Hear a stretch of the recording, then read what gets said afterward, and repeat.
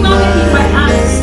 What you feel is what you are. Then he will come to you and speak to you. You know you can get rich by doing this. Then you go back to him to ask what is already yours. Then he will tell you for him to release what already belongs to you. You must wait for him. And when he is releasing, he will not release it in full. Because when he releases the whole of it, that means he has lost you. But he must be giving you 10%. That when he gives you 10%, he will tell you that this will last for only 2 years. So that as you are thinking, as you are enjoying the first year, the second year you should be thinking of another step. So that you should keep on enjoying the wealth. That's why we have got people now who enter in the secret course to get what already belongs to them. There are people who are not Satanists. They are not witches, but they are learning to give so that they must become rich. They are waiting for the devil to get what already belongs to them. I remember one day I was speaking to Bob. I said, have you ever asked yourself a question where devil he gets the money that he gives to people? I was asking him that question. So I was telling him that the devil he doesn't have money, but he enjoys your money. It's your money that he says you need this money. You must come to me and I'll give back what already belongs to you. And there are some people, you say, okay, I need the richness of this one to profit my kingdom. Then you allow you to go mad. There are some people you don't understand how they get mad. They are just growing and they're growing fun. At the end, it's not that somebody went to a native in order to make them mad. But they are growing, they're just rapping, they're just doing things. Then they end up a completely mad person. Why are they mad? Because they are wealthy. What belongs to them. Devil want to make use of it so that his daughters and his sons, they should shine on somebody's star. So they will get your own stuff and they will make use of it. Then you become attracted as well. If you have got in line with the star they are using, then when you look somebody driving a car, you say, even me too, I desire to drive that man of car. Then you go to that person and say, how did you come up with these things? What did you do? Then that person takes you to a way which he feels like is a right way at that time. And because you are connected to it, then you are full and you don't even see it as a tough thing. You say, kill it. It's a simple thing. I'll kill to get what I want. So that's what they do. And there are some people when they see that this wine is brighter or the calling which is upon that person, it carries a lot of fruits. Then they may kill that person either during the birth or they may kill that person while it's already in the womb of the mother. Then you say, your baby is already dead. But is your dead while the seed of that baby is already there? Then the things that the anointing that was already upon that child who go to somebody who is not a human being, who go to a certain spirit there, then who carry what was for you, then who manifest, who live as long as you are supposed to live. Or the other thing, they'll take people from the world. Then they'll take that spirit of somebody who had that great calling or who had that kind of gift. Then they'll take it from that person and give it to the person which they love.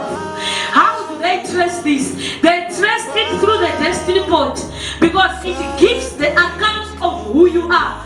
So after doing that, then they'll know, okay, this person is like this. And even in the destiny point, they know who already belongs to them.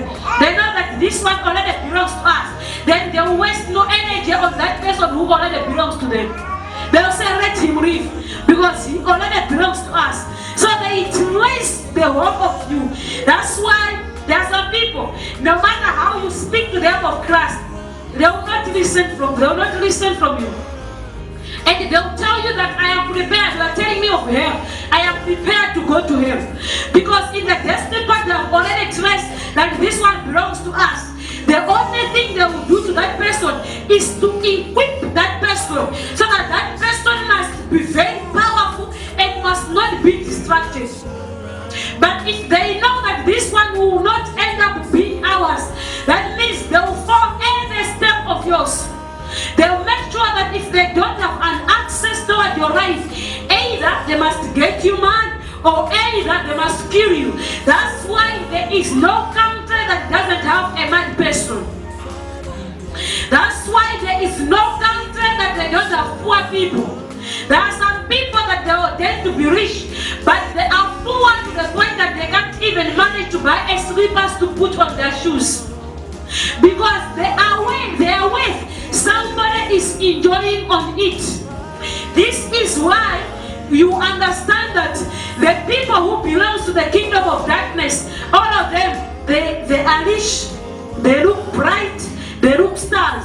But you see, when you look at the people who have given their life to Christ, okay, let me say it this way. You see, when you didn't give your life to Christ, everything was simple for you. You get money easily, you get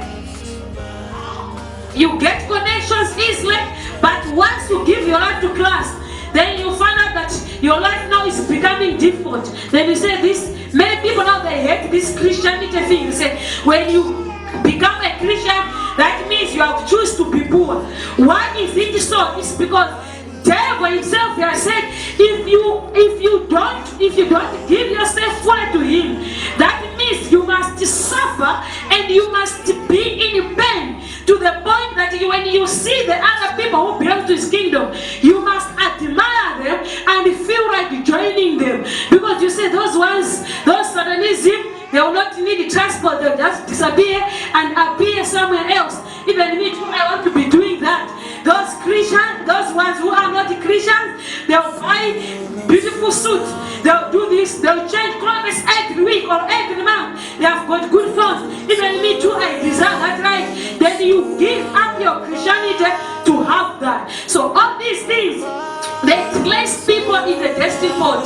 In the destiny pot, they will make sure that they must tie your destiny, that you must suffer and you suffer. When you say, whether I'll suffer or not need Christ, that means you suffer and die poor. But when you give up, you say, me, I want to be rich quickly. Then you go there. And they may easily put that gift inside you. For example, you are a prophet, but you are not yet prophesying. What they'll do, they'll do is they must easily move onto you. If you don't hear the voice of God, they will make sure that you must hear their voice. That's what they do. So that the calling which is upon your life, it must benefit the kingdom of darkness. Through your calling, they must win a lot of souls to the kingdom of darkness. That's what sometimes they do. We'll come to that part. The Bible says, what shall profit a man if he gains the whole world and loses his soul to the kingdom of darkness or to hell? So let us desire spiritual things of God, not desire so much so material things which may lead us to saving the devil and being destroyed. Now, we are running towards to closing. We are going now to what happened for you to be delivered now from the kingdom of darkness unto this kingdom of God. I remember it was something like end of 2011, yeah. When it was in the end of 2011, when I was in the kingdom of darkness there, I know that in the kingdom of darkness there are angels that they do operate in different ways, because there are angels with wings, angels without wings. So most of the times you find out that as it was in the end of this year 2011, then there were a certain angel who used to visit me, who would make me uncomfortable with his presence. Whenever he comes close to me, I was feeling uncomfortable. He would just visit me for a short period. He would just appear to me. He would look at me. He would say nothing. But the moment at me, then I'll become uncomfortable. It's like I'll be disturbed at that moment. Whatsoever I was planning to do, or what was in my mind I was thinking to do, then I will not do it again. Then he leaves. When he leaves, then I used to ask Jezebel, I said, there is this kind of an angel, looks like new to me, because his presence makes me uncomfortable. Whenever he comes on my way, I don't feel comfortable. And he would always appear to me when I'm alone. Whenever I'm thinking something big, is when he appears that time. Whenever I'm thinking something great, that when I think of it, I know that this one will work, then he will appear. When he appears, then he will confuse everything of me. I'll get lost. I will not even know who I am. Then I used to tell Jezebel, but I don't know why this one is coming, is visiting me.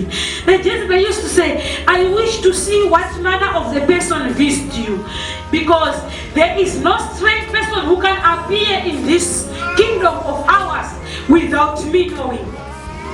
Then the whole end of that year, the angels just appearing to me, some seconds, then off you go. Then when we reached to 12 now, he used to appear to me. He would be just looking at me. You look at me for a while.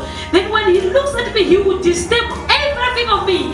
I'm telling you, at that time, I hated that angel. What was coming in me was like, if I have access to finish this angel, because I didn't know that there's the angel, the way he was appearing. But I said, if I have access to finish this person, I'll just finish him once and for all, so that he should stop disturbing me. Why is he appearing to me?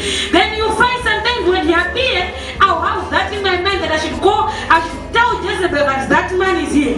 The moment Jezebel will be coming to that point, he is nowhere to be seen. I've been looking for him. I'll not find him.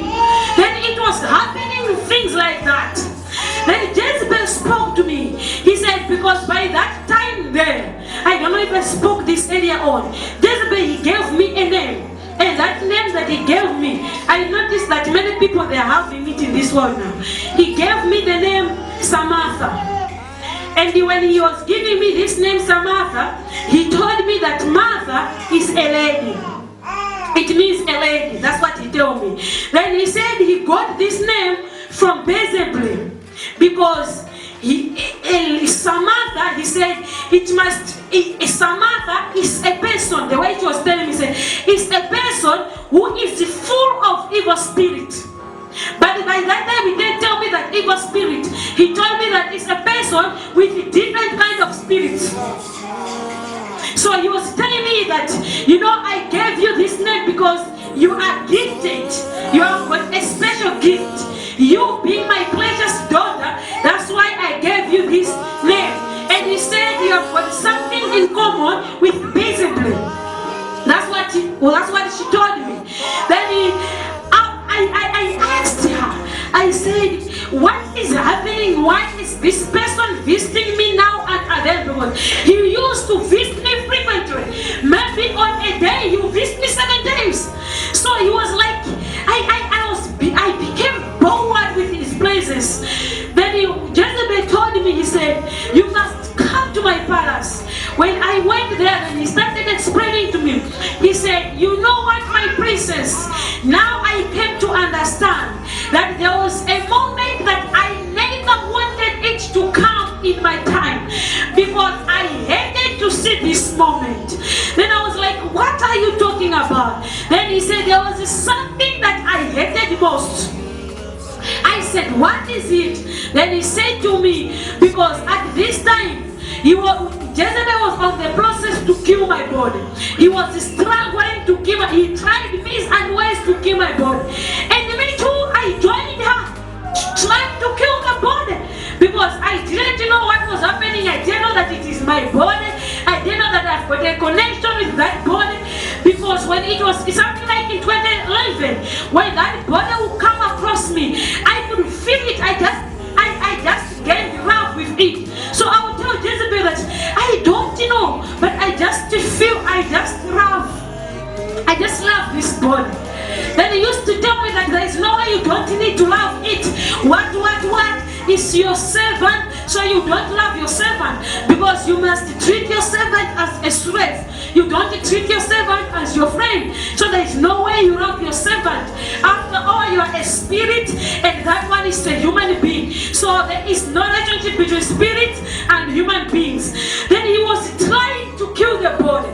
Then I joined him. I said, okay, because this one is my slave, then I must join him to kill what? To kill the body. Then he came to me now. He said, you know what, my princess, I want to reveal your true identity. You must know who you are. But tell me that you must promise me that whatsoever I'm going to explain to you, you will not abandon me as a mother. You still recognize me as a mother. Then I was a bit confused. But I said, tell me anything. I can't leave you as a mother. My whole life I have known you. I am who I am. Because of you, I have learned a lot of things. Then he asked me a question. He said, do you love this kingdom? Then I said, so much. I love it so much. Then I said, but why are you asking me these questions? Because these questions are new to me. You have never asked me these questions. Why are you asking your own daughter this kind of question? Then he said, because there is something that I hated, that I saw it coming long time ago, but I didn't know that it will come so quick. Then I said, what is it? Then it's when now he started showing me how I was born. He started showing me how he took me, how he kidnapped me. But at that time, it was not making sense to me. Even if he showed me all those things, how he kidnapped me, how he took me, how he separated me with my body, it was not making sense to me. Then he said, have you seen what happened? I said, yes, but it doesn't make sense to me. And it doesn't change me. It is not moving me. Because what I know, I am a spirit. So, and moreover, I hate human beings. They behave in a funny way, because the more I was going to the world, when I was studying the behavior of human beings, I thought that they are very weak than the spirit beings. I could see that there is the carried away. Then I said, I can't be one of those people. And I hate, don't even tell me this, because I can't do them. Then she said, you know why I took you at the first place? Because I looked at your heart. I saw that you have got a hard heart. Your heart is so hardened. A person cannot just move you anyhow. That's why I love you. Because devil, he used people who has got a hard heart. In another way, those people who has got an evil heart, they are easy to do something which is evil. Not somebody who has got a flexible heart. When you tell him that do this, then you'll be thinking, but this one is my mother, this one is my father. The Bible says, but I love my mother. I